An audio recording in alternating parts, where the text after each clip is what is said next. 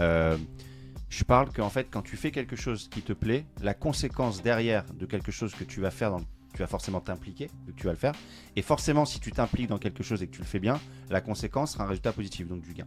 Donc en fait, t'as dit la vraie chose, c'est faire du trading pour les bonnes raisons. Bien, cause, conséquence. Cause, je taffe, je fais quelque chose qui me plaît, je m'implique. Conséquence, je gagne des sous. C'est ça. Donc ça, c'est bien. T'as mis dans le bon sens parce qu'après, sinon, finalement, dans le mettre dans l'autre sens, il y a moins de valeur philosophique aussi, tu sais, parce que moi, le trading, je le vois un peu comme un côté artistique, tu sais.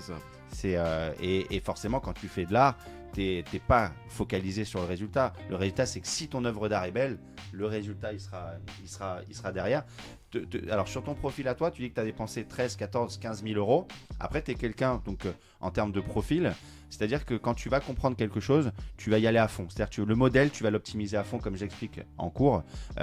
Pourquoi y aller avec Apex, avec un compte, si je ne peux pas y aller avec 20 comptes? Donc, il faut dire que par rapport à des gens qui ont des bourses un peu plus petites, Oui, c'est voilà, faisable aussi. c'est faisable dans le sens où tu n'es pas obligé d'y aller à fond les ballons au départ. Toi, tu avais, et donc c'est pour ça que c'était intéressant que j'invite des gens qui ont des profils différents, des profils de vie, mais des profils aussi un peu financiers. C'est-à-dire que tu n'avais pas non plus une énorme pression financière qui fait que tu avais de la trésor de côté pour pouvoir te permettre ça.